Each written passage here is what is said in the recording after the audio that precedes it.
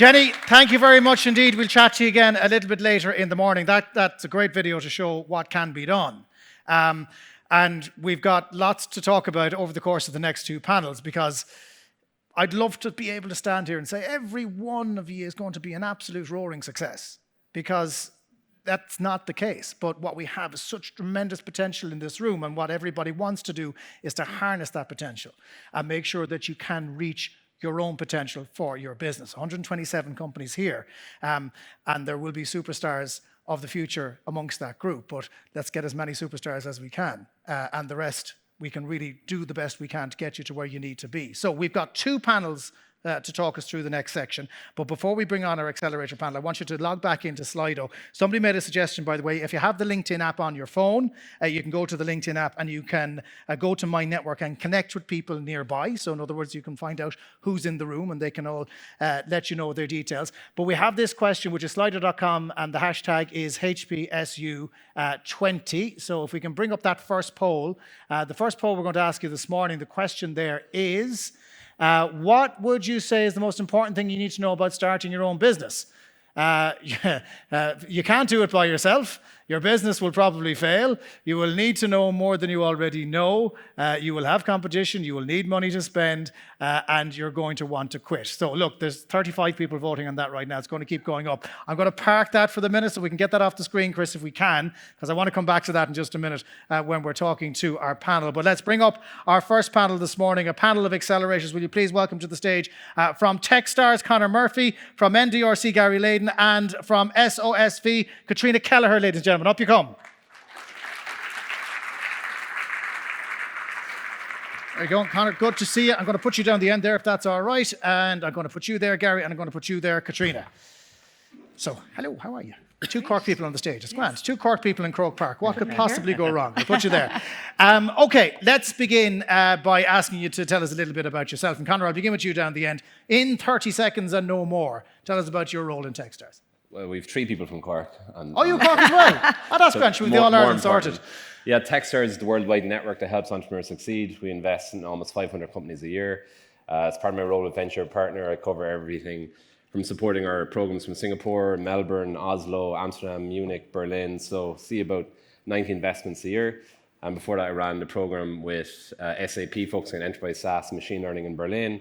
Before that, started a company called DataHug here in Ireland. Before that, management consultant, and constantly a computer scientist. So I look at it through the world of product and computer science and software development. Okay, Gary, tell us a little bit about you.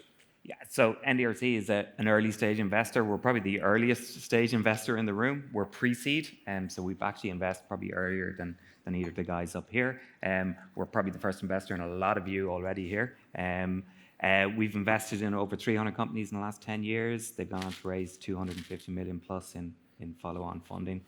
We run accelerators in Dublin, and with the support of Enterprise Ireland, we run accelerators in Galway and Waterford as well. And if you're not from Cork, where are you? I'm from Dublin. You're from Dublin. That's all right. 5 in a row, get it out of the way early. Catriona, tell us a little bit about you and SOSV. So SOSV stands for Sean O'Sullivan Ventures. We're an early stage venture capital company. Our tagline is we're the Accelerator VC. So we focus on 4 main verticals: hardware, food, life sciences, cross-border China, which is mobile and internet mostly. And we run pretty much 7 accelerator groupings annually. Last year we ran 14 batches, and they're global. Okay, so when we're dealing with accelerators, we're dealing with somebody who has an idea, who has a company that has potential. And sometimes they have experience and sometimes they do not. So what is the benefit, Conor, of dealing with you guys, of going to an accelerator and saying, here's my plan, what do you think of it? Network is just the one word answer. So typically founders might have great experience in a certain sector. They may have come from university, they may have come from any background, but they probably don't have a network in VC or a network in the startup community of peer founders. So I think the most valuable thing you can get at the early stage is get access to that network of people who've been 6 months ahead, 6 years ahead, who can open the door for investors, who can open the door to customers who might be early adopters and early innovators, and then to meet other founders who are going through the same struggles as you. So I really think in our core mission, we talk about the worldwide network that helps entrepreneurs succeed. That's the core to Techstars. That's the secret of our success, is surrounding great people with an even better network that's there, focused on our core value of give first, which means how can we help you before, how can you help me kind of thing. So I'm offering to help people first. So mentorship and network around you in an early stage. Gary, when we look at it in that context, it makes eminent sense. To surround yourself with people who have done similar to what you are trying to do, but it's a bit of a psychological leap sometimes. If you've been working on a project almost exclusively with yourself and your own voice, letting the outside voice in can be kind of daunting. Yeah, so I think building on your questionnaire there, the first big response there was don't do it on your own. And that's what an accelerator brings is, so we characterize ourselves as co-founders for the period that we're working with you. We roll our sleeves up and we bring that experience to effectively help you not make the mistakes that lots of our investees have done and we've done ourselves. So building a startup isn't rocket science. There's a few key principles that you need to do. The hardest part is being disciplined enough to keep sticking to those principles. And that's what we do. We provide a supportive environment. Yeah, and Catriona, then would it be the case that you're more likely to be approached by that first-time entrepreneur rather than somebody who's dived in previously? Or is there a broad mix of people who would actually come and seek the support of an accelerator? There's a broad mix that would come and seek the support. I think those that get the most value out of the accelerators would be first-time founders. But rather than looking at it as a single founder, we would look at it as teams of founders. And so those that haven't done it as a team together before will benefit most. Okay. The mistakes that I referenced earlier on, mistakes are wonderful because normally what will happen is when a mistake happens to you and you realize you've made a mistake, it feels all-consuming. Whereas the reality is some other Regis has made the same mistake previously, it's just you hadn't learned from it or heard about it. What's the mistake, Catriona, that you see most often, that you go, oh, here we go again, don't worry about it, it's happened before? I think it's primarily around team formation. Single founders, people thinking that they can do it on their own or that they can do it with a part-time co-founder. We at SOSV do not typically invest in single-founded companies. It's just too hard. There's just too much to do, especially at the very early stage. Are they harder work? Is that what you're saying? Well, they've too much on their shoulders, It's mentally very draining. Like you're asking people to go really fast, really quickly. It's acceleration, it's high pressure. And they need people to bounce off. They need people to share the load with. And while the accelerator teams are there to support them, they need someone else with them. And so we see the biggest issue as people thinking they can do it on their own and then not putting any founder agreement in place for when there are founding team issues, which there will be. Which inevitably those clashes will arise. If I can ask you, Conor, what's the mistake that you see most regularly in the companies that you work with? Yeah, there's three mistakes we see commonly, and the first one is team dynamics, so founder fallout. That's reasons of companies failing. It would be companies falling out amongst founders. Second is not being able to find the market. The market isn't there, or they run out of cash before they figure out how to go to market. And then the biggest one and the most painful one, and the one that I preach the most about, is premature scaling. And premature scaling is typically if you get your first bit of capital in and you meet Mr. Smart VC. We're all idiots, by the way, but we're idiots with a checkbook, so you can listen to us more. But often the advice you'll get if you get an investor who's not specialist in your stage and doesn't really understand the core dynamics of your stage, they'll talk about hiring salespeople. And that's the number one signal I'll see for you prematurely scaling. As you start hiring salespeople, I get loads of calls. Okay, hi Conor, how should I pay, recruit, onboard my enterprise sales team? And my question to every one of those founders is, are you drowning in leads? So people skip this marketing, go-to-market phase. The founder does a few early sales, and then they start hiring salespeople. That's where you start burning through cash and actually going digging a hole. The temptation must be there. Oh, lads, we're flying it now. Yeah, so don't hire salespeople, basically, until you have leads. So until you're drowning in leads, founders can handle their first few sales. They have to figure it out. There's 100 different ways to market and figure out distribution channels, and that's the challenge. There's only two ways to sell something. You either knock on someone's door and or you ring them, or you actually have an online checkout. So you have a salesperson, you have a checkout. There's only two ways to sell anything.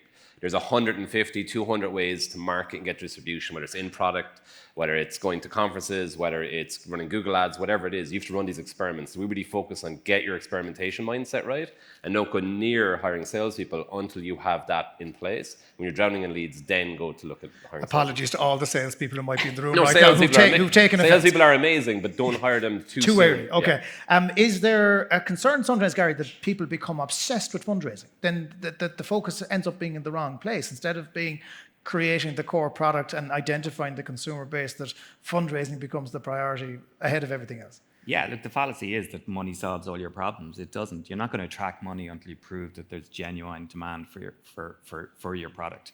And I think building on what Conor was saying is, like, we preach a lot of the times, you don't want to force the market to adopt your product. You don't want to be pushing so hard to try and make that sale. You want to try and find that segment that has the pull, that really is clamoring for a solution to the problem that you're addressing. And of course, the other thing is that too many cooks spoil the broth. And you mentioned fallout. We've heard talk of fallout already amongst investors. But how do you choose the right advice? I mean, how do you, if you have a company in front of you and they're still having someone else in their ear as opposed to listening to you, the accelerator, how do you deal with that? So look, get used to that you're going to get lots of different bits of advice. The more people you talk to, the more different the advice is going to be. That is down to the founder. Like, you know your business best, you know the domain that you're working in. You've got to trust your gut on that. But go out and truly listen to all those bits of advice and be open to hearing stuff that you may not want to hear. Yeah, that's a classic one. You think you're doing great, Catriona. This is the best thing that's happened since the fella sliced the pan. This is the best idea. Is it hard to have that conversation sometimes to somebody saying, actually, do you know what? There's a kernel of something good there, but why don't we try doing it this way? I think where SOSV really adds value to the founding companies through the accelerators is just the wealth and depth of experience. When you have sat through those conversations previously, it's not that difficult at all because you're there to help. And at the end of the day, on some level, you do know more than the founder, not necessarily about their business for sure, and they have to drive that themselves. But in terms of seeing this play out before, you said yourself earlier, you've seen it before, everyone's making mistakes, you're making the same mistakes that the cohort before you made, and that's okay, it's a learning process. So what do the people, if they haven't done so already in this room, or somebody who's looking to get an accelerator on board, what kind of homework do they need to do before they have that first conversation? They need to do their own due diligence. They need to understand how due diligence works. No accelerator is going to take you on without looking through what your business is and what they can do for you and what you can do for them. And similarly, you need to know who you're going to talk to and why you're going to talk to them and why they're a good fit. But we've three accelerators working in different spaces here. Conor, how do people choose the right one? I mean, how do they know, well, I need to talk to Techstars, I need to talk to NDRC, I need to talk to SOSV. I mean, how do you pick the right accelerator? It's depends is the famous consulting answer. I think like Techstars has been lucky that we were probably one of the very first. The word accelerator didn't exist when we started. It was called Bootcamp. We started around the same time. YC and Techstars are probably the two most famous in the world. YC started in Boston in 2007. We started in Boulder, Colorado in 2007, and we were called Bootcamp and didn't know what they were doing. And then the market has exploded. There's now 2,000 plus accelerators around the world. So it looked like a university model. So if you've done your undergrad, you could do it local heroes. There's fantastic accelerators around the world. Like, we recognize NDRC, for example, as one of the best in Europe. And we're always like knocking on Gary's door, like, who are your best companies? We'd love to think of us like maybe a master's level program where you're looking to enter a new market as a sweet spot for Techstars. So when I ran the program in Berlin, for example, I didn't invest in any German companies. They were Indian and US and Ukrainian, and they wanted to enter a new market. So when you enter a new market, to build a new network in that market can be very strategic.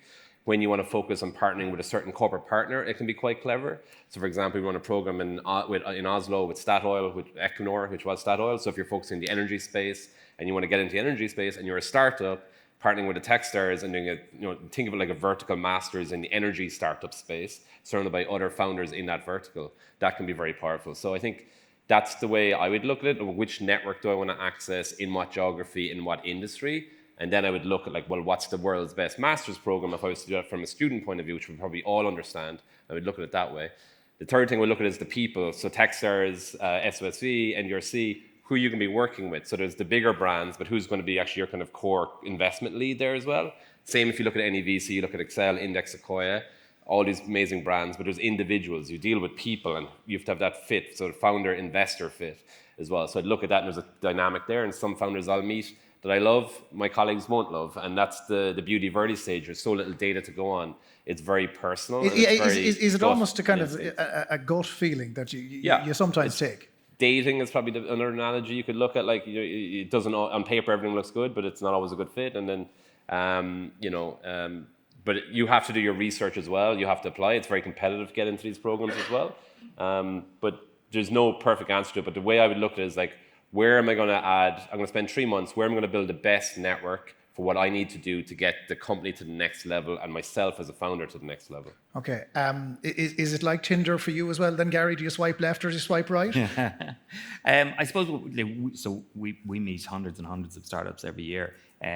One of the things that we're looking from the founders is that they bring some unique insight into the problem space that they're addressing. And when we meet those people who talk about it in a way that demonstrates that insight, they're the ones we get excited about. The most disappointing answer is the lazy answer around, so who's your competition? And you get back, there's no one doing what we do. Yeah. The reality is, there's always the problems you're somebody addressing is being fixed already. It may not be fixed well, and it's up to you to say, well, I can disrupt that, and I'm going to be exponentially better than existing solutions. Is there sometimes so much belief that it's hard to shift that perception, that they have convinced themselves that this is a unique problem that they've solved, and you have to talk them down a little bit from that? So look, you'll probe it with questions. I think one of the things we definitely look for at that early stage is, are these people that we can work with? So are they willing to listen to the advice that we're bringing? And if they're not coachable, that's a big issue. That probably speaks to their ability on being able to build teams in the future, being able to listen to customers. So it'd be a big red flag for us. So you can talk yourself out of an accelerator as quick as you can get into it. One of the key things, Catriona, I'm presuming for you guys, is listening to customers, because I've experienced this in my own business, where you're talking to somebody and they think they're doing the right thing, but in reality the customer actually doesn't quite want that. They want something slightly different, but such is the founder's belief that they're persisting in a train of thought. Yes, absolutely. And it plays itself out to show them that they're wrong eventually. Because ultimately, I think one of the things at very early stage is that the massive belief, and founders need massive belief in themselves and their ideas to take the plunge. But they also have to remember that they're not necessarily the market. They have this super piece of science, but it's finding the application for a market that actually wants to use that science. And if they can't sell it, they figure out pretty quick. It's not going to work for them. How quickly do people acknowledge mistakes? It depends. There's a lot of answers here. There is, because there is no answer really. It's very individual, personality dependent. Yeah, and some are better than others. Some culturally are better equipped to say, hands up, this is going wrong. I'd like to think, if I was in this scenario, that the accelerator would be quite blunt. Can you be blunt? Or do you dance around the houses before you give a firm answer? Connor? Like, the thing with an accelerator compared to a VC is you spend 90 days probably very intensely in a room in a pressure cooker with each other. And the key to success is that you build trust with each other really, really quickly. It's not like I'm giving you a check and I don't see you for 6 months and you send me some emails and stuff like that. It's a very personal, it's a very contact sport.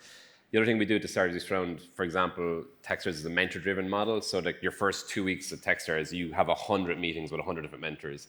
You can come in arrogant, you can come in confident, and if you meet 100 smart people and they're asking you the same questions, spotting the same problems, like a smart founder will just pattern match and then they will adjust in the back of that. So I really don't have to convince you that you're wrong. I have to get like Debbie and I have to get like many other people here into the room to chat to them, and then founders will figure it out. Yeah, so it's a partnership rather than... It's facilitating them to find the right answer, basically. You know, that's going back to consulting again. Like, you know, I can tell you you're wrong, or I can help you understand alternative ways of doing it, or bring in founders who've tried to do what you've done 3 times before, and you can learn from that, and then you can adjust and find your new path. It sounds like a fine walk on the road to Damascus some of the times, I'd imagine. Let's have a look at that question again, if we can, Chris. Throw that up onto the screen. This is the question we asked you. What would you say is the most important thing you need to know about starting your own business? Interestingly, 57% you can't do it by yourself. I mean, that's not really that surprising, Gary, is it? That people have acknowledged that you can't do it by yourself. No, look, I think all of us are looking to invest in a particular type of business. You know, that's a business that's going to be global by nature. You can't do that on your own. And if you think you can, that's a big problem. So in the early stages, you know, you got to look at smart ways about how you build that team cost effectively. You know, one of the things we really look for in founders is their ability to persuade other people mad enough to come on that journey with them. That's really important. If you've got a leader in your company that can do that and attract real talent, that's a huge advantage you have over somebody else. Interestingly, one of the results there, Catriona, was the number of people who thought they were going to fail. Your business will probably fail. That's coming in as the third most popular answer, but it's only on 6%. So there's a lot of optimism in the room about the 127 businesses we have here. There's a huge stigma about failure too, which probably feeds a small bit into that. People will not accept failure a lot of the times, and I suppose through the accelerator process, we would say fail fast, fail quick, move on. You know, not every business will succeed. SOSV has a massive portfolio. We're about to take on our 1,000 company this year, but we're working off a portfolio effect because we understand that not all early stage companies will succeed. And we need to get comfortable about, look, every journey is a learning journey. And whether this business works out or not, it's building you to something else and maybe another business or a pivot from that business. Yeah, no, it's because it's not the end, Gary. I mean, if something goes wrong, it happens all the time. And it's how you learn from that and move on is what's important to your business. Yeah, absolutely. And the culture of an accelerator is do that quickly. You know, you almost self-select talented people to come on the accelerator in the first place. They're really smart, driven people. But the reality is lots of them will fail. But they're going to learn a huge amount through the process, and they'll either go on and do another accelerator, or they'll go on, work for a large corporate, but bring in a completely different mindset to that corporate. Some of the questions that are coming in, we can throw the questions up on the screen there. Paul has one at the top of the screen. He says, is patent protection important for helping companies scale? Should IP be part of a company's business plan? Connor? Not in software, really, and maybe in life sciences and other science areas, but the area I understand, SaaS, answer is no. I got patents in the past. It doesn't matter. Customers is your only defense, really. Okay. Question, what are the basic principles for startup, Gary? So for us at that really early stage, it's about customers and understanding what the customer wants. So we would spend the first half of our program really driving the right behaviors around going out and talking to enough customers to back up that gut instinct that you had at the outset. Keep the questions coming in through Slido. Another question here, just how distracting is the fundraising process to a founder group? Catriona, I mean, I'd imagine it could become all-consuming to the detriment of what the entire project is about if you don't manage it properly. 100%. I mean, like, the CEO's full-time job is fundraising at the end of the day. And I think one of the biggest challenges is a CEO doesn't necessarily appreciate that. You know, they'll always say that the fundraising has taken longer than they thought it would take, or it's dragging on, or, you know, I have this other role as well. And yeah, you've multiple hats to wear, but, you know, even when you're not actively raising, everything you're doing is building towards your credibility as a company and your next phase. So it's hugely integral. And I don't think enough CEOs allow for the time it's going to take them. It is important. It shouldn't be all important. If you're not having much luck fundraising, there's something wrong, and you shouldn't be double down. Yeah. You know, you shouldn't go double down on talking to more investors. You need to go back to core principles and figure out what's wrong. Graham O'Reilly asks, are there certain types of characteristics you look for in founders for investment? That's an interesting question. Bear in mind, they're all looking at you. Gary, I'll give you that tricky question. Are there characteristics you're looking for? So there's a bunch of characteristics, but actually the one that we really look for, you know, over and above the table stakes, which is ambition, drive, passion, is the ability to listen. I think that's the biggest thing. I think if they demonstrate an ability to listen to us at the early stages, we now know that when they go out and talk to customers, they are really listening. When you think about accelerators, they all come with early stage investment, a very modest check, but you get a lot of experience, and that's really why you take part. As the companies then move on towards the next stage, which is the seed stage, how can an accelerator help in that context? Because they're about to fly. You've gotten them to that point. How do you manage that? I would say the answer is network again. So, for example, in the USA in 2017, 5% of all Series A deals, so $5 million average checks, were Techstars companies. So that means every VC in the US probably has 4 or 5 Techstars companies on their portfolio. So by accessing a network at that scale with over 2,000 companies, another 500 being added this year, you can reach out to our founders who are ahead of you and ask for that warm introduction, or you can ask for that reference on the back end of it. So it's really network. I think the second thing is MD, what I describe as I'm going to be your CFO. So I'm going to be your chief FOMO officer. So all I'm going to do is just go, I'm getting on a plane right now. I'm going to Berlin after this. Super Returns is on. You should all go there for therapy, by the way. It's where VCs go to pitch LPs for money. So it's like going to a startup conference. You meet all these VCs and they're all in suits and they're all nervous and you bump into them. They're like, hi, my name is Connor. My IRR is 17%. My 3 exits this year were this. It's like a spectator sport. So they all have their pitch ready. So it's actually just great therapy. I'm going to go there. I'll be dressed like this. They'll all be in suits. I'll be like laughing at them for the next 4 days, which is great. But I'll also be creating FOMO for my 30 companies. I'll be like, you've got to talk to Clarisites, you've got to talk to GTM Hub, you've got to talk to, let me do some introductions. So like, that's what I'll be doing. I'll be the CFO, chief FOMO officer. So if you get people around you like that who've got network and can have the ear of some of the investors, they can open some doors and hopefully create some shortcuts for you as well. And then if you can tap into a bigger network that has credibility around that, so if you knock on someone's door and say, hey, we're in the biotech space, we've come from SOV's Indie Bio program, I think, really well respected. You're going to get them coming to you first off, which is great. Okay. So you want them coming to you because then the whole dynamic changes, not you begging for money. It's like, hey, let's have a chat. So there's whole dynamics about how you get the introduction, how it's set up. You want to get that power dynamic right, and VCs at the end of the day, there's a lemming instinct in there. They hear it 3 times. They're like, oh, I heard of, I have a new company called Bridge. I've heard of Bridge before. I've seen Bridge somewhere else. And you see them signing up and reaching out to you.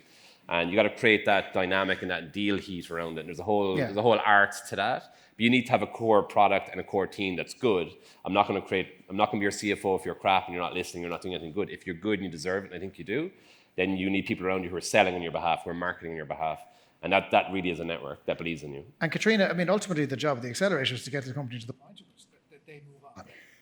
Yep. So, I mean, what do you need to do then to make sure that they realize that there's more to you than just helping you to that first stage? I suppose that's part of our work on the accelerator, is to show them what the wider company looks like. Again, we have 4 verticals. So Indie Bio, as Connor said, is our life science brand. Hacks is our hardware, FoodX is for food, and China Accelerator and Max for cross-border.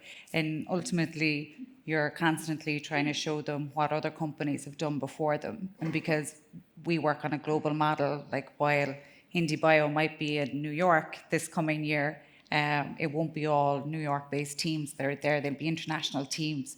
So it's, again, letting them see they come for the 3 months and they go away again. Let's just ask another question. It's a fascinating question here. If we can throw the questions up there, Chris, I think it should be on the screen. Question for Gary: where do you get your haircut? It's beautiful. I'm not quite sure that's where Enterprise Ireland wanted to go with this conversation. It's more a reflection of Connor's haircut. I think it is, actually. It's a damning indictment of Connor's haircut more than anything else. Do you want to answer, or is that a personal thing between you and your stylist? Wherever the nearest barber is. Wherever the nearest barber is. Very good. You're blessed with that. What's the most exciting startup you invested in 2019? That's a dirty question. Who wants to take that? Peter O'Malley and Galen Lowney at a company called advisable.com. Peter led Growth at Web Summit, which is all a massive success. He led Growth at Travel Perk, which is the fast growing SaaS company in Europe. Peter also worked with handy.com, and he's just one of the best I've ever worked with. And for example, they hit 7 figures in a year. They doubled that in the last 6 weeks, and they're now going to raise their seed round. And I'm doing as much CFO work for them as I can the next few weeks. Okay. But amazing team like that, out of Ireland, living in Berlin, team of 5, amazing team.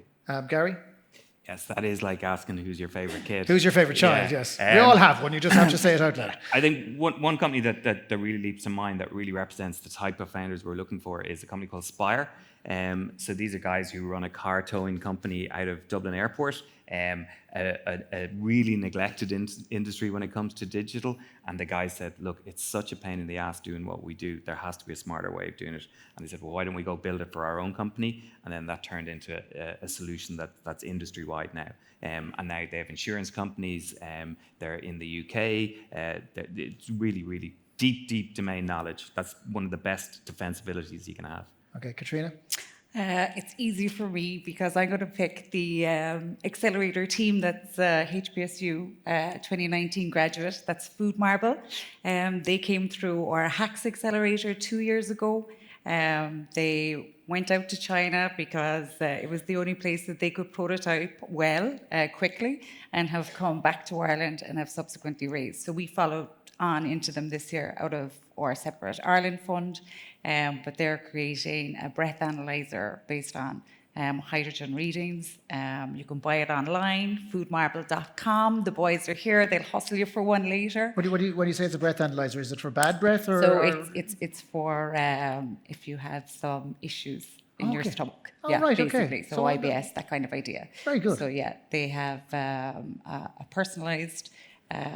It's called AIR, and they're moving into the medical clinical product. Again, so this year. I just again a classic idea that you've followed on that journey, and good luck to them to the next stage. And great founders, and they're also using advisable.com as well. So Yeah, that's a double hit right there. And if their car breaks down, I know somebody who can pick them up.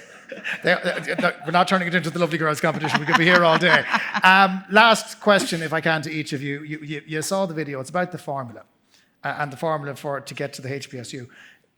In as quick as you can, what's the formula that you want to see if someone approaches you as an accelerator? And I'll begin with you down the end, Conor. The formula for what? The formula, the magic formula, what you want to see coming From through a the door. startup, from a founder? Yeah.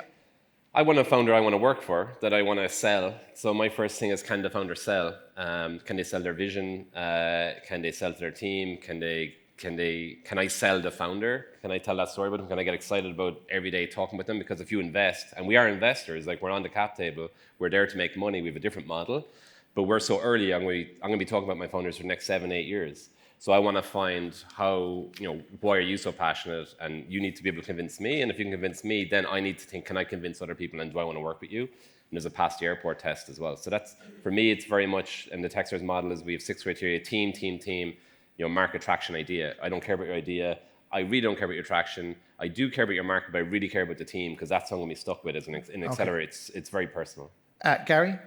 Yeah, I think team is so important. Like, we go into this knowing that lots of things are going to change, but the team is going to be the one thing that's going to be constant, that founding team. So get us excited that we want to work with you. And Catriona? Yeah, it's in and around the theme of the team. Ultimately, teams that can keep going when they're getting knocked back. You really want to see, I know we talk about resilience, it's a bit of resilience. It's also just a bit of like keep going back for more and more, and iterating, and being able to keep doing that and taking the knocks, but kind of going, okay, Grant, I can learn from that. Look, it's been fascinating. Gary, congratulations on winning the best hair of the panel. I didn't expect that we'd have that award, but ladies and gentlemen, can we round up? 10 years. For Gary Leyden, Conor Murphy, and Catriona Kelleher, ladies and gentlemen. Thanks very much, folks. Much appreciated. Thank you very much indeed. Pleasure. Thank you so much. Best of luck. Thanks very much, Conor.